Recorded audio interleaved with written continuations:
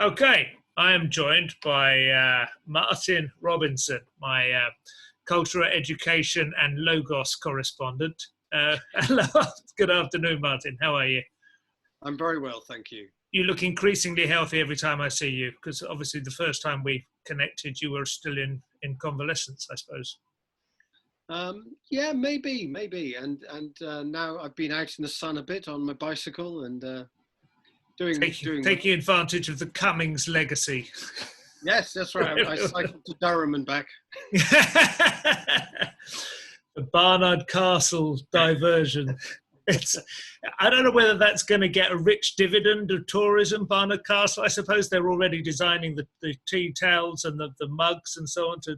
Well, I'm sure I've never been there, so I couldn't possibly comment. But my husband took me to Barnard Castle for a romantic weekend or romantic half hour, and all I got was this lousy coronavirus. All I got was this lousy pair of glasses. Yeah, I have actually been there, and I was supposed to be. I did do a gig there, and I was supposed to be arriving for 7 o'clock, sound check, and start at 8, and then I was offered a last-minute lunchtime corporate in Berkshire.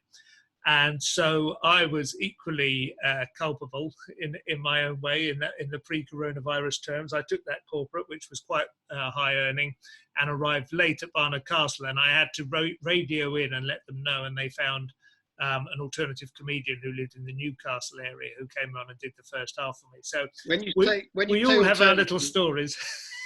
When you say alternative, do you mean an alternative comedian or an alternative comedian? A different, an alternative small A. I'm desperately trying to remember the guy's name, and he's a very, very funny Gavin Webster. Gavin Webster, yes. God, that was almost humiliating for one of us.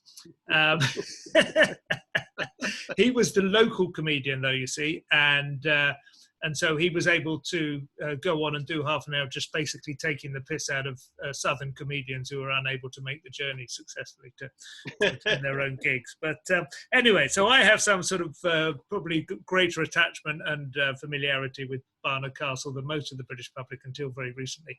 It probably does sound like the sort of place that would be a bit of a treat, as with most British tourist destinations. You know? Good to go on your wife's birthday or something. Yes, absolutely. So anyway, listen, last time we were talking, we got sort of interrupted and it became sort of unrecordable because but you've had new Wi-Fi installed now, especially in order to be able to become a YouTube star. So let's start again from scratch. One of the first things that we ever discussed when we met, which I was quite fascinated by, is the idea of logos. And the opening passage, perhaps in my view, I'm given to these slightly sort of extravagant phrases and assertions, but perhaps the most curious, mystical, enigmatic phrase of any that is, well known from the Gospels. In the beginning was the Word. That's the opening of the Gospel of John, right? Yep. And the word he's referring to in that is what is also sometimes known as logos. But what does that mean? Well, logos means word. What does it mean in that context? What does it mean in the beginning was the word? Is it saying that without language, this is just one posit, is it without language that the universe is unknowable and chaotic? Sorry, something collapsed behind me. I don't know where that came from. Bizarre. I'm starting to have a divine intervention as I start to question the chaotic immediately veracity. Yeah. Well, the difficulty with the word logos is it's been discussed and has various different meanings over time and different things. If you think of it, I suppose, in terms of truth or goodness, or where everything comes together. So there's a coming together where all makes sense. So in the beginning, everything made sense, and then it was somehow... Well, no. You've got to go back before the Christians. Right. So if we go back to Plato or something, for Plato, the highest levels, if you like, towards truth, towards logos, would be mathematics and dialectic. Right. those two things, we would get there, and we would get to the truth that way. For dialectic being the opposition of opposites until they come together, like matter and antimatter, and in the explosion something new is synthesized. Yeah, or the job of the philosopher, if you like. So the philosopher will get there through argument, through debate, but through strict logic, if you like, getting through to that. Logic comes from logos as well. So I mean, this idea of a truth. Now, in a widest sense of truth, in the beginning was the word. In the beginning was truth, if you like. But the other thing here is light as well. It is the bearing of light upon things, putting light upon things. Yeah. So somewhere along the line, we've got to come to terms with the idea of logos, I suppose, as we are sense-making animals. Yes. That there is something about the human, us as humans, that here is nature, here is the stuff, the material. So, from this sort of, from carbon, from all these sort of strange chemicals or whatever happened, the material world has created something that makes sense of itself, that can look at it and can understand to a degree the whole universe. Right. So what is it about us that we are there to understand this strange material world in front of us? So all these things come together. So logic, the coming together of everything. So everything being loosed upon the world and then coming together. At the coming together is the logos. Coming together is God, is goodness, is truth, is light. And then it's made flesh as well. So that's another thing. So the logos is made flesh. So do you think in that sense then that John, because this would be quite surprising if this were the case, wouldn't it, that John is essentially endorsing, God, this camera's driving me nuts, but John is essentially endorsing, I'm trying to get it to stay in position. It's God, it's not the way, the truth and the light, I tell you this thing. That might be better. I've got a bit of tape on it now. I think that might hold it in place. Would that not be slightly surprising that a gospel would be essentially endorsing Platonic philosophy? Because those two things are in opposition, aren't they? Well, no. Are they not? No, they're not. Well, I mean, one of the great moves was to pull together Aristotle and biblical thought, and pulling those things together and saying, how the Christian church came when Aristotle was brought back to the Christian world, if you like, somehow brought into the Christian world from the Muslim world, is how to pull those things, that thinking together to actually say, well, this is pre-Christian, but it's important. And so various philosophers, but some very Aquinas and people like that, I think, pulled it together and made a great thing of pulling together the Greek world, the pre-Christian world, with the biblical world, and trying to work out how to pull those things together.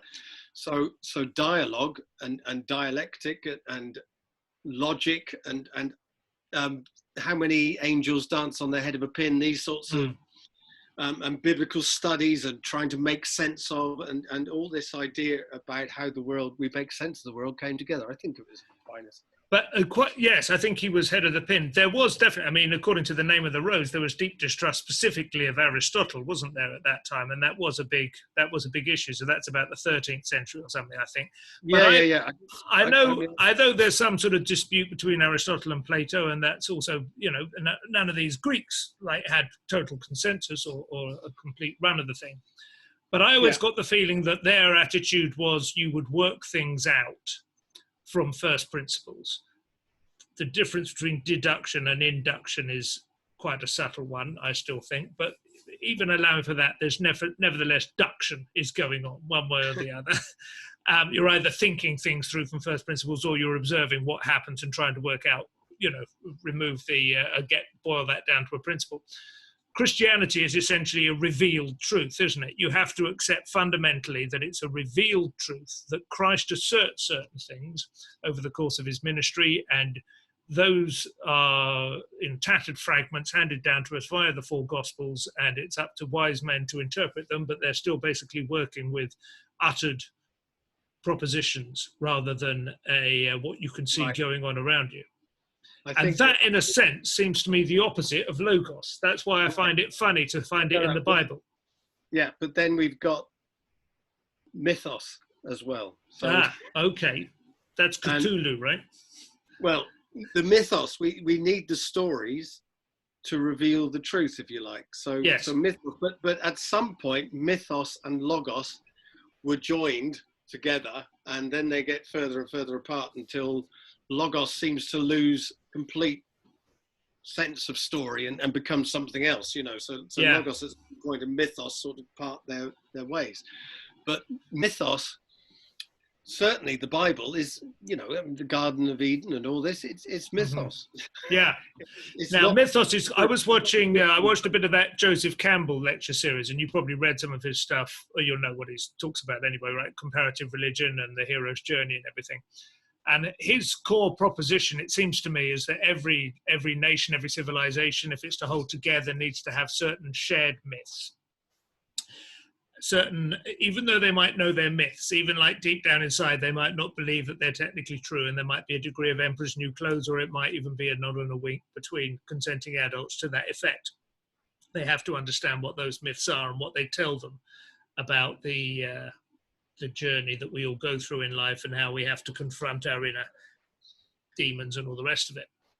And of course, he says that one of the great tragedies of modern life is that our mode of living changes so fast now compared to the thousands of years of pastoralism or whatever, in which, myths that pertain to shepherds could be passed on from shepherd to shepherd, and they would understand roughly what you were getting at when you talked about wolves.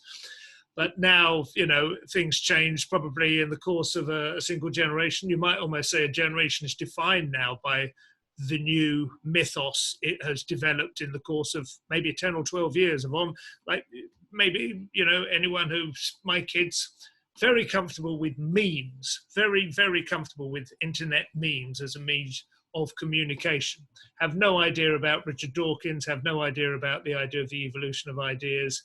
They just think of a meme as a funny picture, normally captured from a recognizable scene with a clever interpretation written on it. And so there's no shared mythos. There's no shared mythos even within a single generation, as in like a captured moment now of the British people or the worldwide people. But mythos is how we understand the world, and logos is kind of for the academics, right? It's a bit of a troubling situation. Right. So you're putting mythos in lots of ways. I mean, mythos can be, if it's biblical study. I mean, theology would be looking at mythos, the mythos of the Bible, but the logos is the truth behind the mythos, if you like, what right, it reveals to it. But logos itself, in this sense, is a mythos right. itself. So then we get to, is mythos the way through, is all mythos, if you like, it's all myth, and our way of understanding the world. Or another way of putting the word mythos into sort of modern parlance would be culture, in its widest sense, the cultural world in which we find ourselves. So the thing you're saying about the mythos changing so quickly, we say culture changes so quickly, and the thing about the mythos holding things together is the common culture, the common bonds, the ties that bind us somewhere along the line. One interesting example of that, and this is happening at the moment, and I mentioned to you earlier, that I'm finding this intriguing, not to say a little bit alarming. There's a lot of violence going on at the moment, especially in America, but it's now spreading out, and there's solidarity being expressed and so on in other parts, including in London. The core of mythos is usually somebody who's a hero, somebody who has lived an exemplary life and has demonstrated virtues that we can learn from knowing their story and what came of it. there's been a massive eruption in the group understanding of what amounts to a hero in the last 50 years even.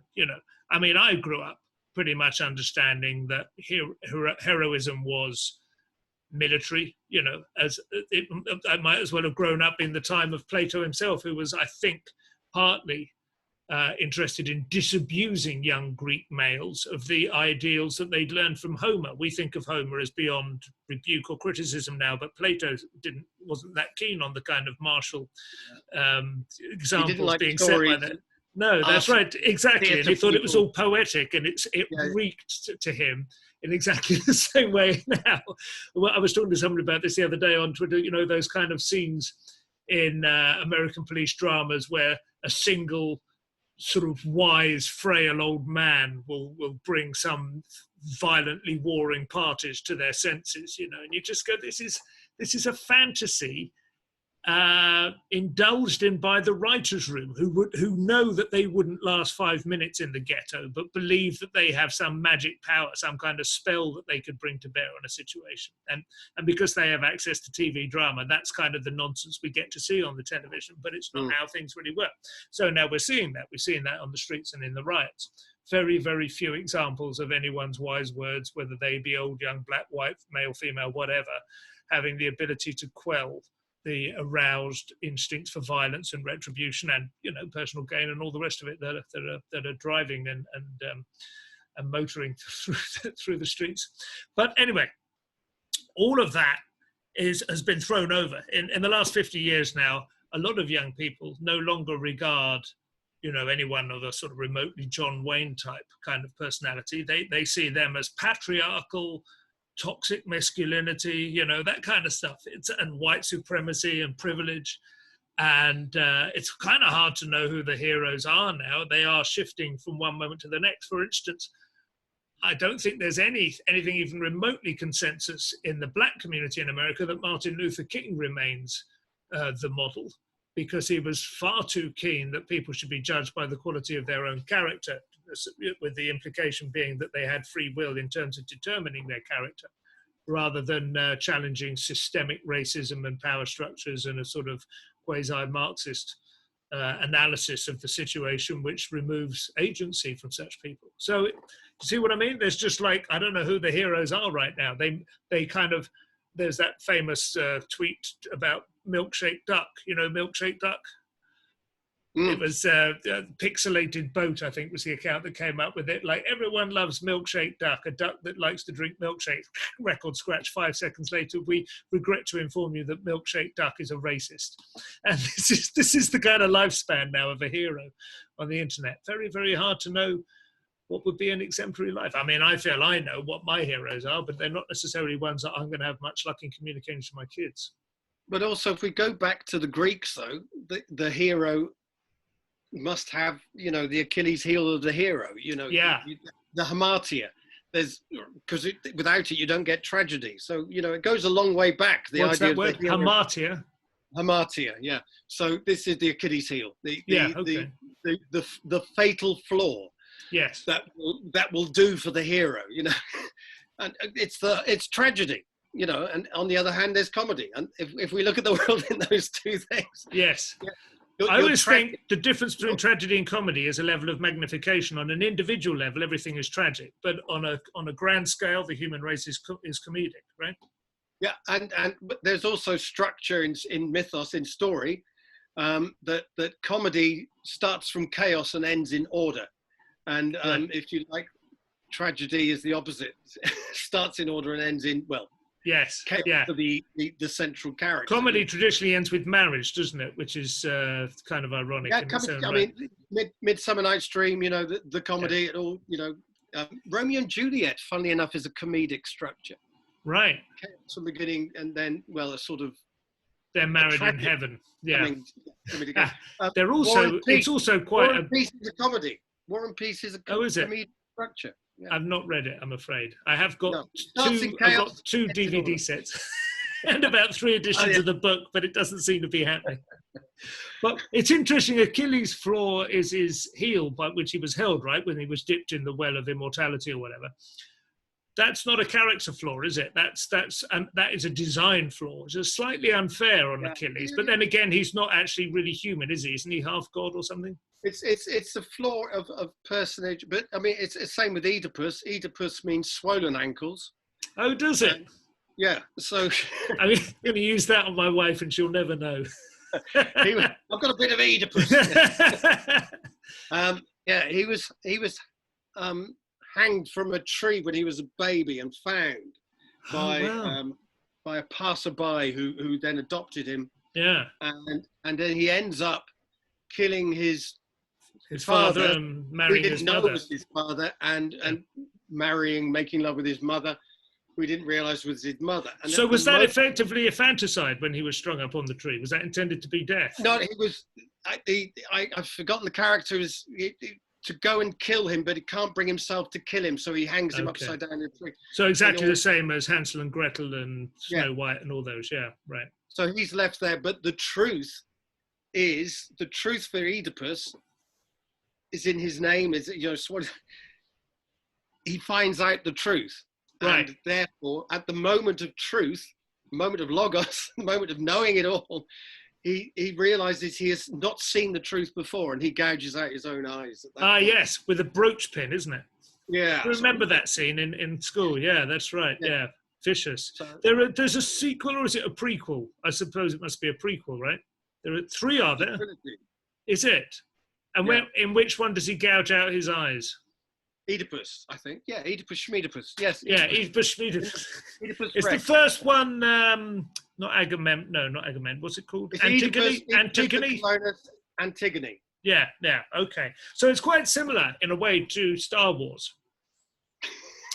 You think that came first? Well, it probably did. It was a long time ago. Well, the parentage thing. Find deeper and deeper into your own parentage. This is like a massive theme, isn't it, in all of storytelling and mythos? And I think I think it is interesting how, like, let's say Campbell's thing, Joseph Campbell's thing is like the hero with 1,000 faces, because there are recurrent themes throughout world mythology and religion.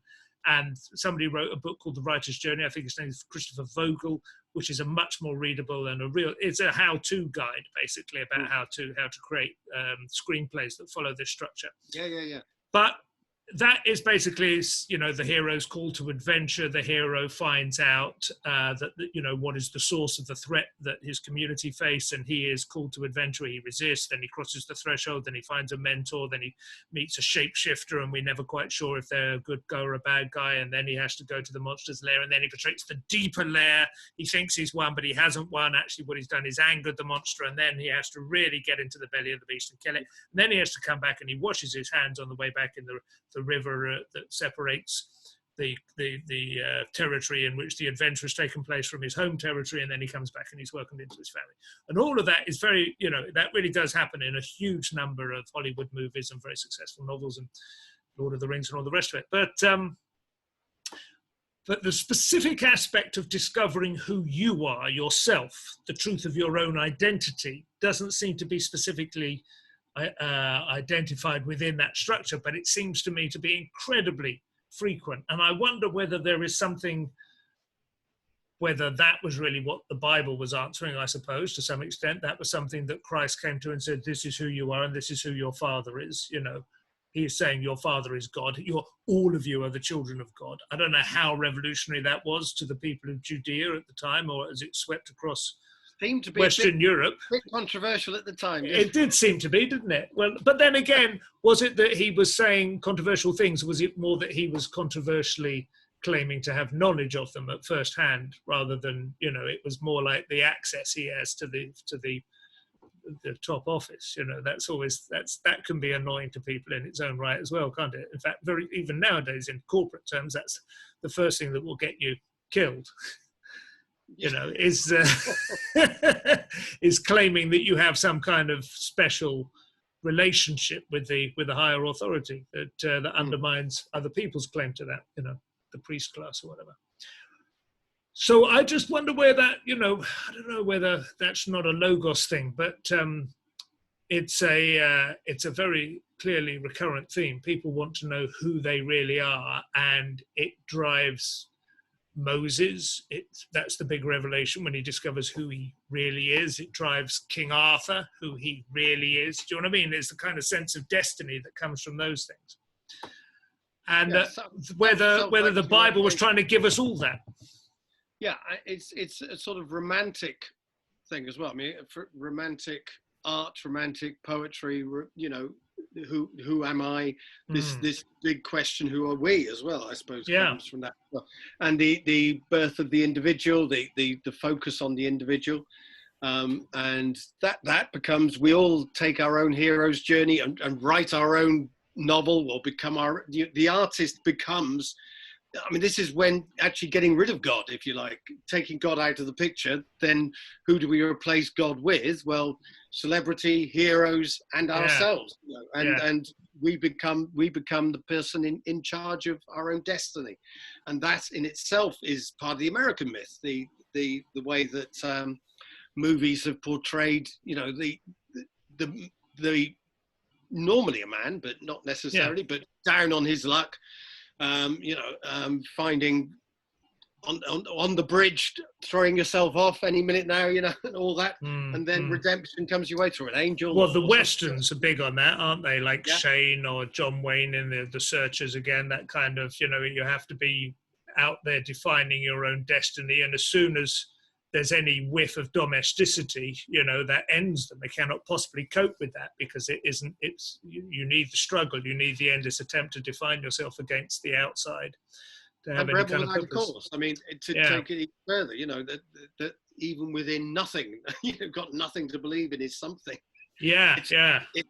You know, and it's not theirs, you know, it's my own, or whatever. It's trying, it's the American mythos, to the extent that it does then lionize the individual, it hasn't been a great success, has it? Just in terms of longevity. I mean, it's, you know, when did it probably, the American century really started at the end of World War II, you would probably say, the massive sort of commercial, corporate, consumerist boom that came at the end of that, with their capacity to expand their market reach. And 70 years on, it's kind of falling apart, isn't it? It doesn't seem to have hung on. I mean, it depends if you call it a worldwide myth, I suppose, if it's a Western myth, or... Yeah. When it was growing, somebody else described or defined the era up to about 1905 as the Columbian era, purely in the sense that what had begun with Columbus was still carrying on until about then. You could realistically say that they were settling, they were developing territory, they were fighting wars in Mexico, they were buying land and securing treaties and so on with other indigenous peoples, or just genociding them, or whatever it took to expand America and to create it. But by 1905, they had achieved everything that could be done, really, with the territory such as it was. And then you had to learn to live with yourself, and that's when it all started to fester. Wasn't this the big thing about the American influence, if you like? Is it the way it marries with technology that allows messaging to go around the world? You're talking about memes and things like that, but the way that technology and something like Hollywood, popular music, Coca-Cola, the way that these brands and ways, so I'm going to use the word hegemony. But sort of hegemonic. I'm amazed how well we've gone nearly half an hour without it. I can't believe it. so hegemonic power, you know, but it's sort of the way of influence was not in the British Empire way. It's more of a soft power, perhaps, but it certainly used hard tactics as well. But I'm thinking Vietnam, etc. But it's an interesting way, and the language, and the English language is a very strong part of that, of course, as well. There's a guy called Ed West, who's a good follow on Twitter, who editor of Unheard, and a very interesting author, who posted an observation just to kind of discuss, has the English language proven to be, has the hegemony of the English language proven to be very problematic, even a power of evil, you know, now across the world. I don't know exactly what he was getting at. Maybe he didn't want to overspecify, but it did make me think that, I think it was over 100 years old, isn't it? The old line about the English and the Americans being divided by a common language. But the deceptive power it has its universal sweep and its ubiquity, the deceptive power that has to convince us that we're all on the same page, that we all think the same sort of things, that we have basic assumptions. Because language, when it first evolves, does usually represent, I mean, any linguist or philologist would say so anyway, it represents thought processes, doesn't it? They, you know, certain forms of words and syntax and so on represent something more than simple. It's not purely a pragmatic like-for-like representation. It tells you something about the mindset of the culture it's evolved from. But now it's being forced to be adopted. Go ahead, sorry. And vice versa. I mean, it's a chicken egg thing. It's yeah. You know, is it making sense of what's within, or is what's without telling you what's within? Like, yeah. Chicken egg relationship between it. And how do you feel when you hear English spoken in dramatically different ways? I sometimes find that quite challenging. I mean, like when it's spoken in kind of such enriched by American slang, for instance, that you kind of feel like, well, that's my language. At the same time, it isn't. And yet somehow I have to acknowledge it has a certain vitality. That's an interesting question. I think it's odd. We have we allow dialect, we allow accent a lot more readily than we allow differences in spelling and yeah, that's true. Yeah, spoken word, I think we're a bit more broad about, but certainly there's been a sort of, I suppose, snobbery about American English when it's, you know, the slang terms or whatever. But it seems to be such a crossover when you hear people who speak English who are non-English speakers who've learned it via American schools. Yeah, right. Be online or whatever, or going to America to learn English. They don't speak English. They speak American English, and that's certainly an interesting thing. Seeing it one step removed in that way. That's. I mean, one thing I noticed, I think it first came up in Pulp Fiction was one of the good examples with Samuel L. Jackson, wasn't it? Was Travolta's co-henchman. And he has those great speeches which kind of mingle quite a powerful vocabulary, quite an enriched, educated vocabulary with like straightforward black slang. So I'm going to get medieval on your ass. That was the famous phrase that was quoted. That particular trope, for want of a better word, is actually really common in black slang. I've noticed that a lot in following the riots. There's a kind of mingling of really basic sort of street slang, almost kind of, you might call it sort of pre or subliterate kind of sense of rhythms. But it's clearly not, because there is also, it's scattered and sprinkled with a sudden, really quite, A-grade vocabulary kind of reach and expression. Do you know what I mean? Yeah, I think the great thing about the English language, if you like, is that it comes from below. Yeah, right. The Oxford English Dictionary, etc. There's not like an Académie Française saying which are the words that are in, and which ones you're not allowed, you know, things like that. There's kind of there's not one dictionary. No. There's a few dictionaries out there, so you have that. I mean, there's the Profanosaurus, which is probably the key dictionary, isn't it? Yeah. So I've got a couple of slang dictionaries that are huge and so much stuff that I don't know, and that was probably like frequent, like 1880s Cockney slang that came and went, you know, and some of it's. So it's a living language. I think the other thing is when you hear words in languages which are perhaps a bit more dead, shall we say, or a bit less living, you know, and the way they adopt lots of English words. So suddenly you'll hear, oh, there's an English word or two coming through it or whatever. But it's like, you know, I think, was it one of the Simpsons lines is that I think it was the Simpsons. The French have no word for discotheque or something. Yeah. Well, there was the famous one was George W. Bush. The French have no word for entrepreneur. But the delightfully ironic thing about that is that, of course, he's right. The French do have no word for what we mean by entrepreneur. The word entrepreneur means undertaker in France. Ah, well, there you go. It's not half as stupid, but people do misunderestimate George. Of course, that's.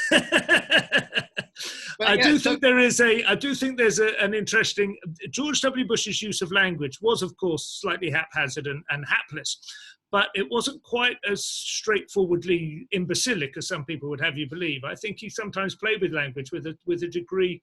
I was reading a review in it was in the London Review of Books, but it was nevertheless quite readable. I'm just looking around to see if it's still on the table. There, it's gone.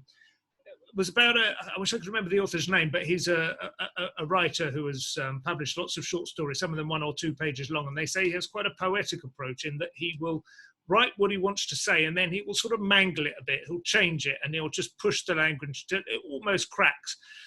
One example was a description of a man who was in his 40s and nearly through his 40s and into his 50s. According to this guy, this was how he ended up. And he just like listened to the sound of these words and ended up and filthy with himself.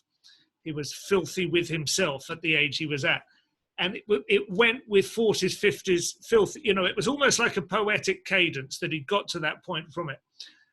That's something that I think the English language might be singularly, if not uniquely capable of offering, because it has so much hinterland, or if that's the word I want. There's so much around it always. There's so many nodes of connection coming off every word and every sound and every syllable that you can have so much fun with it in that respect. You know, it's a lot of why it works in English as a language for stand-up comedy.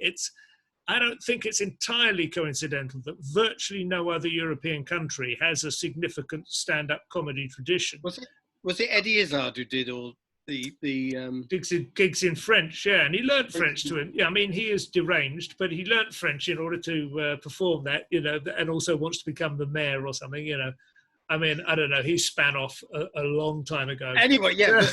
The couple of stand-ups that they've had in other countries go on to become presidents, don't they? Or like controversial politicians. At least there was one in France who was. So it was Henning Wehn. Is Henning Wehn only good in English and not funny in German? Well, that's a really good question. I might get him on and ask him that. He's very funny in English. I think he's great. Yeah. A lot of people really like him. It's interesting. He's often won, you know, the tiresome question, are there any right-wing stand-ups? And my name gets thrown up, and then, you know, Jeff Norcott. And then they go and Henning Wehn. And I'm thinking, is he actually right-wing, or is it that he celebrates Germany and tells us that it works there, you know? Because I don't think Germany is at all right-wing, is it, per se? I mean, the dominant political class there. No, that's right. With Sophie had the time, yeah. Well, Norman Tebbit would tell you it was left-wing, of course. But anyway, yeah. So, yeah, I wonder about that. And I mean, obviously, one big question, this is not the first time anyone has approached it, but I've yet to hear a really satisfying answer, is what will Chinese hegemony look like, you know, if it ever arrives? Because American hegemony was industrial, it was military, but it was also cultural, all at the same time. We bought our products from them, and some of them were culturally loaded, like 45s and Coca-Cola, and some of them were sort of midway in a certain kind of American aesthetic, might have informed our clothing, but we also just bought General Electric goods, and for a long time they were the number one exporter of petroleum. But now that's kind of drifting.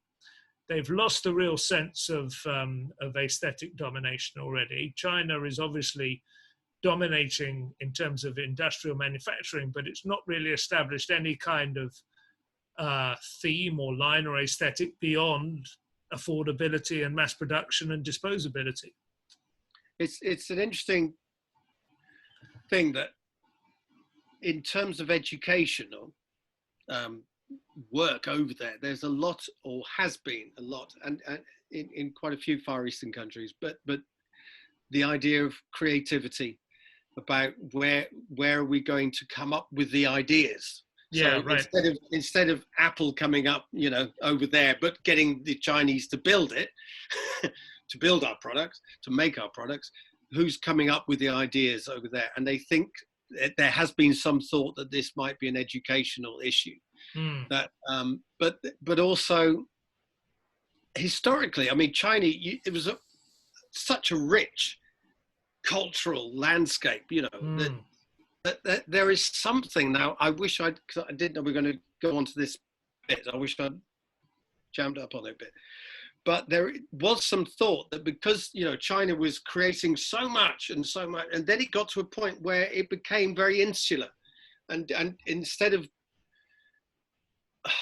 no, I can't remember this, but instead of reacting to the world and all that, we kept its culture very much within itself. And I don't even know. Well, it has been a thing. We may have talked about this before, but I had that theory when I did the Genius show about 3 years ago, that an important aspect of what strikes people as genius, creative genius at any rate, the sort of Leonardo type genius, rather than a sort of Van Neumann mathematical genius, is usually a confluence of two unexpected streams of influence. So like when you look at the Beatles and you say, well, the early records like She Loves You, I Want to Hold Your Hand, they are fabulous pop records and the boys really have talent, but the genius comes in probably with stuff like I Am the Walrus or you know, Tomorrow Never Knows or whatever, which is when you've got George Martin coming in with extraordinary recording techniques, some of which he's borrowed from his recordings with Bernard Cribbins, you know, or John Lennon has decided that he might break into Spike Milligan's work in order to get some sort of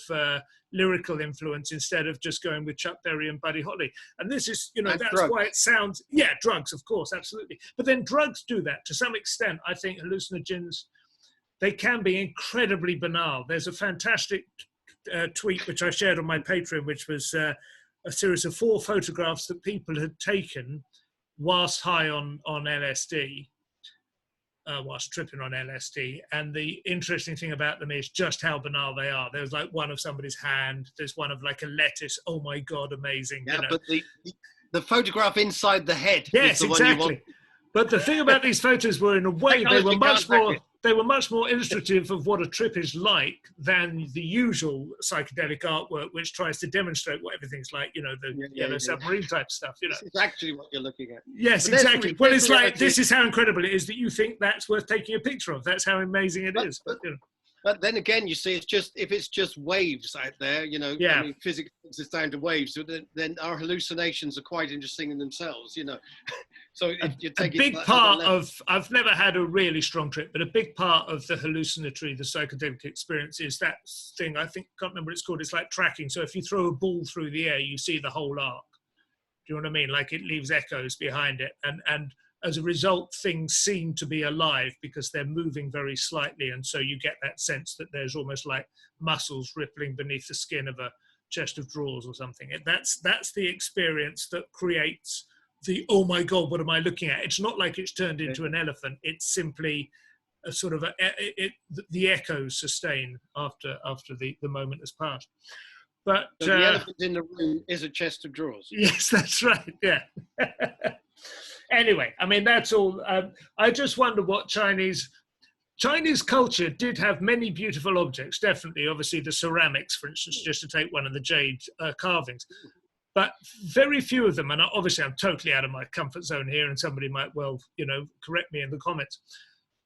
But I always had the sense that there was a certain kind of hemmed-in quality to it. It was very much kind of like ever more in pursuit of a single notion of beauty, a single ideal, you know, whether it be the Tang dynasty or the Ming dynasty or whatever, and that the beautiful lines of the vases and so on. But sorry.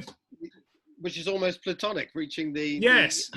Looking exactly, working with the golden mean, working with the kind of harmonies of nature, the line of beauty, that kind of stuff. You're always looking at a sort of mathematical perfectibility, but which doesn't strike most people, truthfully, as interesting over a period of hundreds of years compared to, you know, what we've gone from over the course of the 20th century alone through Art Deco and Art Nouveau and Cubism and jazz and rock and roll and Philip Glass and Steve Reich and, you know, I mean, a huge amount of variety has been explored, darker corners and weirder extremes of possibility, which you just don't get anything like that over the hundreds of years of Chinese art. You've got Ai Weiwei, but it's just whether you're getting to a point... No, I mean, sorry, just to clarify, I mean traditional, the hundreds of years in where Chinese was internalized. Now, yes, now maybe that will happen. But also the thing about repression, if you like, or having a state which perhaps pushes things down is that it's also something to resist, to push against, and from that comes a certain amount of creativity. Now the point is, you need to let it go a certain amount in order to let things through. There's a great film that I saw about North Korea and their education system, and they brought in some people from Catholic American schools to teach the sons and daughters of the party, the top people of the party, because they thought we need a freer liberal arts education in order to have creativity and thought going on at the top, you know, in order to lead better the country. So they I think Panorama did a half-hour film of it. It was a fascinating program, but every now and then one of the teachers would be sent back to America because they'd overstepped the line, you know. So, but there's this sort of realization that within a single party state, even in North Korea, you know, that we need a certain letting go in order to allow a certain amount of freedom, in order to get creativity, to get good leadership, even to get all these things, these freeing of ideas up. And it's whether China can do anything like that.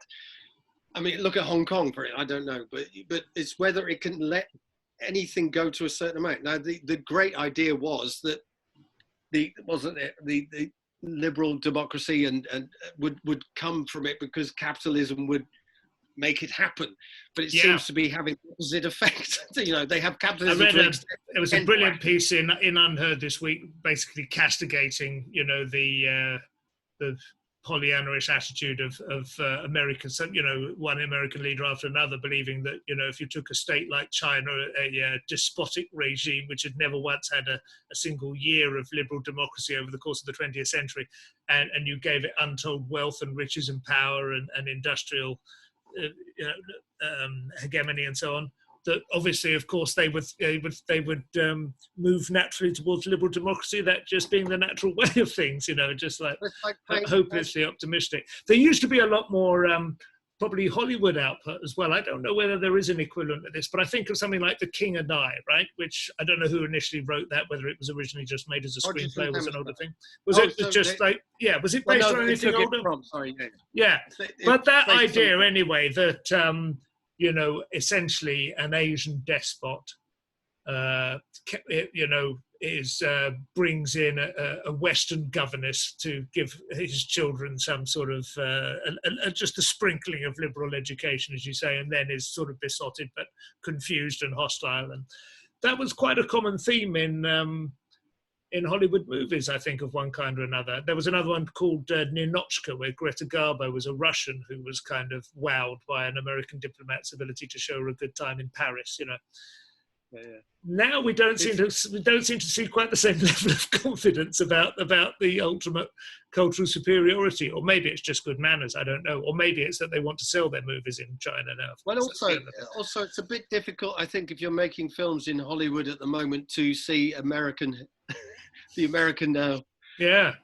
there's something.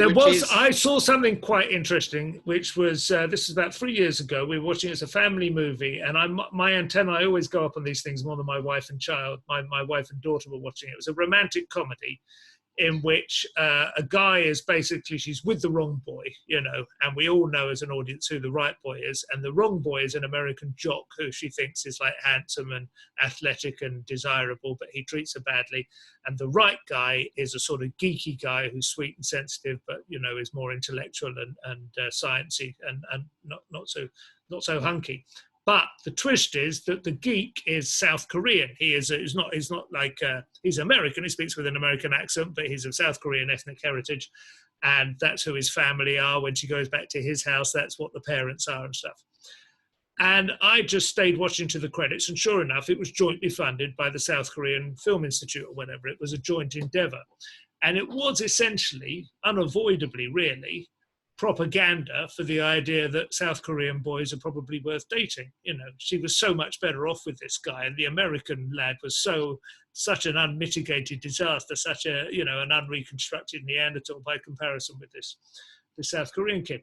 And I just thought this is likely to be the kind of future we've seen. But that was essentially The King and I in reverse, I think. Basically, you know, he had come into a dysfunctional, I guess you might call it decadent America, and had shown it, you know, gently how things could be done better by introducing a little bit of South Korean wisdom. And there's the mythos reaching into the logos. So, you know, I mean, now you look at America now.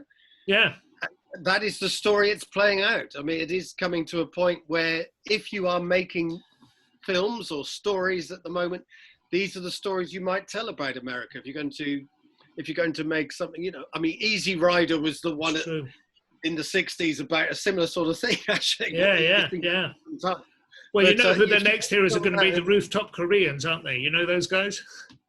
No, I missed that. Tell me. Rooftop Koreans became famous. I think it was during the Rodney King riots, the LA riots. When was that? Like 92 or something, wasn't it? A long time ago. But they were basically Koreans in a Korean neighborhood who took to their own rooftops with automatic rifles to defend their territory in case the rioters came that way. And they became legendary, you know, they were the vigilantes, the cool vigilantes who understood that nobody was going to look after them, and so they took it on themselves. And basically now we're in the middle of riots again. Everyone is waiting for the Rooftop Koreans to appear.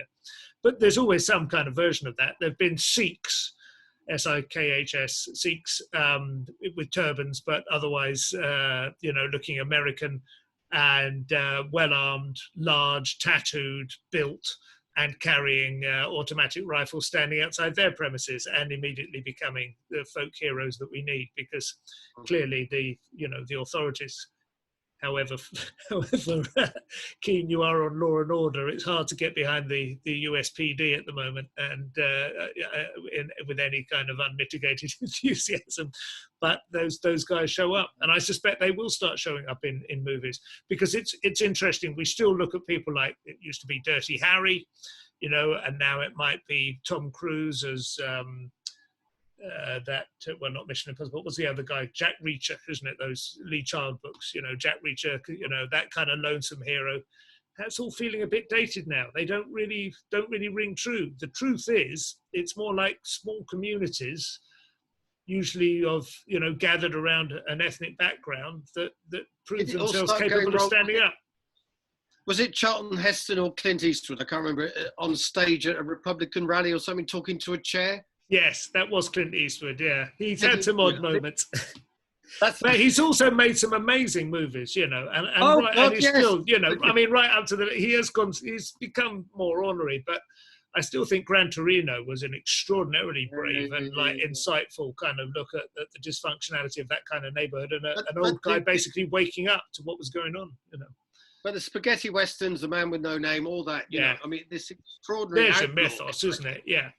Yeah. I mean, that is such an extraordinary story from my youth, really. You know, you're out on a limb, really, with law and everything else, you know, and you're a bad guy, good guy. This sort of strange sort of. You're totally carving it, and it was a much more, I thought, believable, or not believable, it was a much more powerful, it was mythos, it was a mythic imagining of the West, much more than, I mean, I grew up seeing westerns like The Virginian on TV, you know, or Alias Smith and Jones, you know, that was just crap, wasn't it? You knew that was like, that was no better than a kind of high school version of Emma, you know, you were just seeing it through such a filter. But yeah, he nailed it. Listen, Martin, I think we probably... In Italy as well, wasn't it? Filmed in Italy. Yeah, no, filmed in Spain, despite the fact that they were Italian film director, but I think they filmed in Spain, yeah. I know called spaghetti westerns, but they should have been called paella. It's been great talking to you. I never like to presume too much on our audience's attention and span, so we'll wrap it up there. But it's a great way to end with Clint in his 90th birthday week. Is it really? Oh, well, there you go. Yeah, just turned 90 a couple of days ago, and he remains unmatched in the pantheon of any living star. I think he's hopefully going to turn into our Kirk Douglas. Another 13 years on him yet. Marvellous talking to you, fella. And I will be back again with this. If you've enjoyed it, folks, do keep an eye on Twitter and the other media by which I advertise these things. And do let us know what you thought in the comments. It's always nice to know that people have been paying attention. Thanks very much. Take care. Goodbye.